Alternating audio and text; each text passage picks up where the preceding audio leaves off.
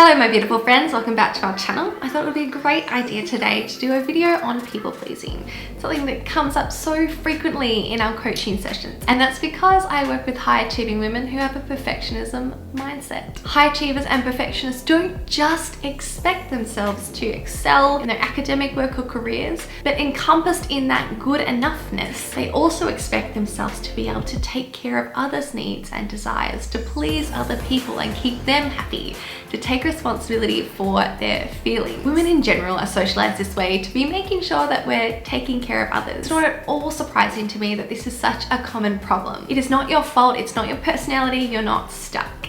I want to let you know there's a process that we can work through, tools and filters that we can use to make sure that your decisions that you're making in your day-to-day life are serving you and your mission and keeping you in line in self-integrity with your best self.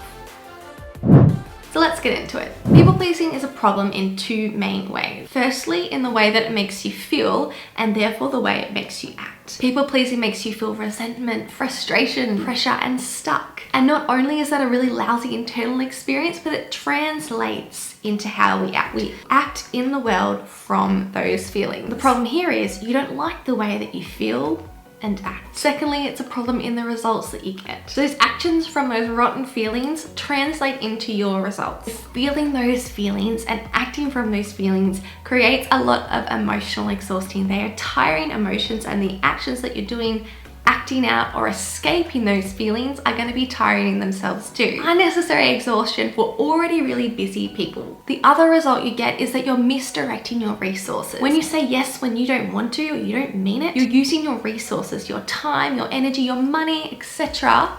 in ways that don't serve your mission, that aren't aligned with you, that you can see would be better used somewhere else. In total, you don't like the way you feel, you don't like the way you act, you don't like the results you get from people pleasing. The common advice and claimed antidote for people pleasing is to just say no. No is a full sentence. And yes, I agree, at its core, being able to say no when you want to say no is the ideal solution. But what's missing here in this advice, and the reason why it doesn't work and why most of us don't want to just take the advice and do it, is because just saying no still makes us feel bad. We don't feel good just saying no. So now we're absolutely stuck. Saying yes when we don't mean it feels bad. It creates all those bad feelings. Saying no when it feels like the wrong thing, like we're doing the wrong thing, also doesn't feel good. We're left picking between two options that both make us feel bad. Lose, lose. Let's have a closer look at these two options.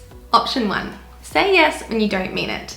People please. The thoughts that I see commonly are behind this are something along the lines of, they expect me to say yes, they want me to say yes. I should say yes, I can't say no. It's inconsiderate, they'll think I don't care about them or their cause or what's important to them if I say no. It's selfish of me to not say yes. I'm a bad person if I don't say yes. From those thoughts, naturally, you feel things like resentment, pressure, and frustration. From those feelings, you take the action of saying yes to escape the feelings, to feel better, to get some relief from those uncomfortable feelings. You get to tell yourself the story that you're being kind to them, you're being a good person, you've generously given them something that they want. Now the other option, saying no. What commonly comes up for my clients here when they think about saying no, they've taken the advice, copied and pasted thoughts like, I can just say no. I am prioritizing myself. But these thoughts for high achievers and perfectionists, on the background of all this people-pleasing practice, when they think that they're responsible for other people's feelings, that others are expecting all these things of them, those thoughts don't make them feel good. They elicit guilt, greed. They feel fear of, what will the other person think of me? What does this mean about me if I say no? Am I selfish? These thoughts and feelings aren't getting you in a positive place to say no from. And often what happens is my clients want to go to some kind of righteous, defensive, closed off, firm, strong feeling to say no from. Instead of saying no from a genuinely good place, that is a place that feels good to them, in their self-integrity, acting as their best self, liking their reasons for saying no. They say no instead from a place that's defensive or self-righteous, closed off or firm, and this doesn't feel good. This is a lose as well. This is not serving my client. This is not serving you to say no from this place. So if the options here are to say yes and feel bad, or to say no and feel bad, to say yes and not be your best self, or to say no and not be your best self, you can see that if these are our two options, neither option is a win for you or for the other person. Neither option is allowing you to act in your best self. And that's because in the people-pleasing scenario, we're acting from shoulds and fears most commonly. And in the just say no scenario, we're acting from feelings of guilt or greed or even defensiveness or self-righteousness. So here's the key here. Here is the key variable that we need to change to be able to make a good decision for you. We have to look at the thoughts that are driving one or the other decision. What is your reasoning and do you like it? Yes or no isn't right or wrong here, but the thoughts behind your yes or your no are what make it right or wrong, which takes into account the results that you want to create. All right, listen to that again if you need to. We're talking in general concepts that makes a lot more sense when we take your specific scenario and we apply it to you. I really want you to investigate this. Take one decision in your life where you initially felt this stuck feeling, this pressure.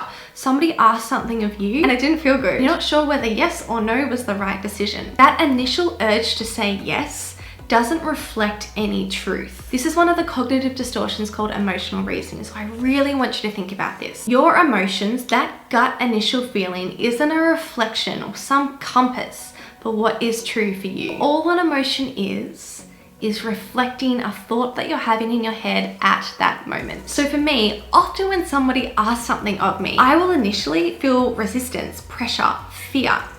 And that's because I have this pattern of time scarcity in my thoughts. When I'm on autopilot mode, I'm often walking around thinking I already don't have enough time to do all the things I want to do in my life. And I'm working on that because A, it's not true, and more importantly, B, it's not serving me. So whenever there's any suggestion of something extra coming onto my plate that wasn't my idea or in my priorities, my usual reaction, the feeling I get, is pressure, resistance, or fear. Very quickly, all before my brain considers and gets to offer me any feelings from thinking about the benefits of saying yes. And of course, this makes sense. My brain is going to attend to the threats, my fears first. So what I do is I use these feelings as my triggers. I go away and I work out logically what I actually want to do. What do I want my answer to be? I'll give you an easy tool to try and sort this out in your mind too. This is your rewards chart. What's in it for you? Draw a 4-quadrant chart.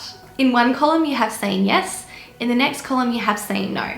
In the top row, you have what do I gain from saying yes and from saying no. In the bottom row, you have what do I get to avoid from saying yes and saying no. I want you to actively look into what you gain and what you get to avoid from saying yes and from saying no. And from there, look at your reasoning, make sure you like your reasoning, and from there, you can decide yes, genuinely, or no, genuinely.